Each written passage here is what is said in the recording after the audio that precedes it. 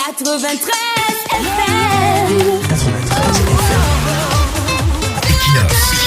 Radio.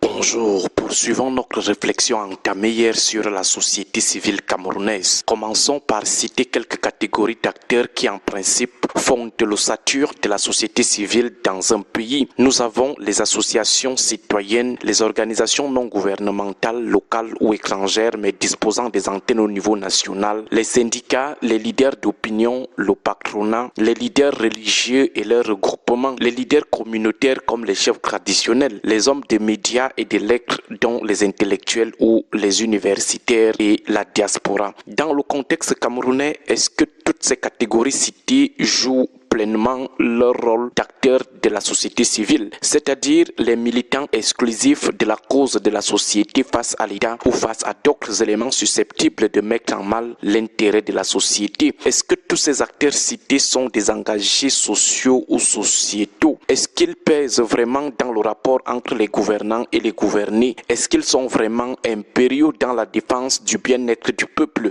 Est-ce qu'ils sont offensifs lorsque les gouvernants, l'État oppressent la société? La réponse est malheureusement non. Du coup, on peut conclure que de manière générale, le Cameroun n'a pas encore de société civile. On a juste quelques rares exceptions, mais dans l'ensemble, le Cameroun n'a pas encore de société civile. Et voilà pourquoi on voit beaucoup plus les partis politiques prendre les devants de la défense des intérêts du peuple. Voilà pourquoi ces débats de chiffonniers permanents entre le pouvoir et l'opposition, malheureusement compressés par le pouvoir. La société civile qui, en principe, assure le monopole de la défense des intérêts des populations face à l'État est inexistante. Et les rares têtes qui existent dans le champ sont soit minoritaires, soit amorphes ou chauves-souris. Voilà pourquoi le débat social est dirigé dans le sens du duel parti au pouvoir, parti d'opposition. Or, le sens qui devrait être en vigueur est celui du duel État-société, le duel gouvernant-gouverné, la société ou les gouvernés ayant pour porte-étendard la société civile. Nous allons prendre un exemple de débat social, le débat sur les délestages.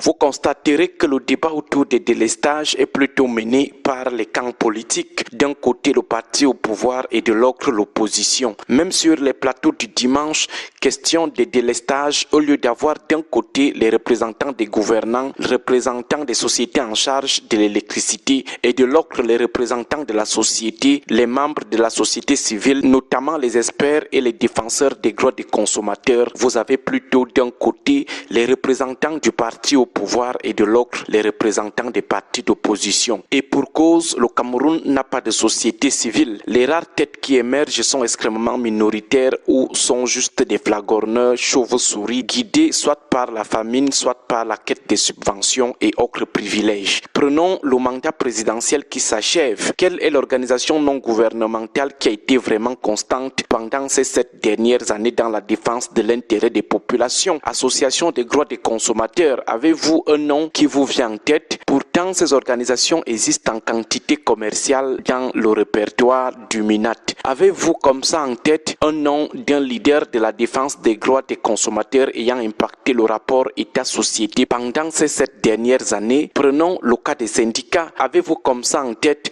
les noms des leaders du domaine ayant influencé les luttes professionnelles? Citons quelques corps de métier: le secteur de la santé, le secteur des transports, le secteur agricole, le secteur de l'éducation, le secteur de la recherche scientifique. Demandez au Camerounais lambda le nom d'un seul leader de ces différents secteurs ayant été constant pendant ces 7 dernières années dans la lutte socio-professionnelle. Difficile, car ces acteurs ne sont pas impactants, constants ou influents. Beaucoup sont des figurants, des mous, des saisonniers ou simplement des petites têtes élitistes. Or, ils sont censés mener des luttes populaires. Parfois, nous demandons à notre ami syndicaliste Raoul Lemopi, dont l'affectation disciplinaire a déjà été préparée, s'il est seulement seul dans son histoire de défense des enseignants. Prenons le cas des religieux ou des chefs traditionnels. Dès que vous enlevez Monseigneur Cléda et Monseigneur Barthélemy Yadoua de Yagua, vous avez encore quel leader religieux impactant? Les médias aujourd'hui, qui sont ces journalistes reconnus pour leur engagement aux côtés des populations? Après le studio, chacun rentre s'occuper de sa sa seule famille. Les universitaires, 11 universités d'État remplies de milliers, des centaines d'universitaires.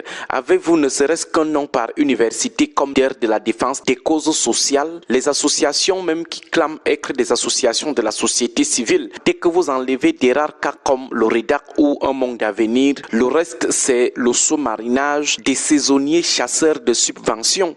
Vous ne les voyez que sporadiquement, leurs activités ne couvrent même pas le périmètre d'une région. Côté leader d'opinion, vous ne les ressentez qu'en période d'élection pour venir donner des cours aux opposants sur les plateaux, pour venir distribuer des bons points et des mauvais points aux partis politiques, pour venir dire comment ils ont la meilleure formule pour chasser les gars du 6 novembre. Pourtant, pendant 7 ans, ils sont restés dans les buissons. Ils savent seulement critiquer, mais jamais vous n'allez les voir accompagner les acteurs politiques sur le terrain. Ils savent seulement porter les projets de candidature unique, mais aider l'opposition à mobiliser les fonds, jamais. Mettre même leur un franc dans les mobilisations, rien. Combattre même de manière impériale et sacrificielle le mauvais jeu électoral. Lutter même pour la transparence, rien. Ils bavardent seulement comme ça, comme des perroquets sur les plateaux de télévision, en jouant les plus intelligents de la planète. Voilà notre part de société civile. Agréable journée à tous. 93 FM.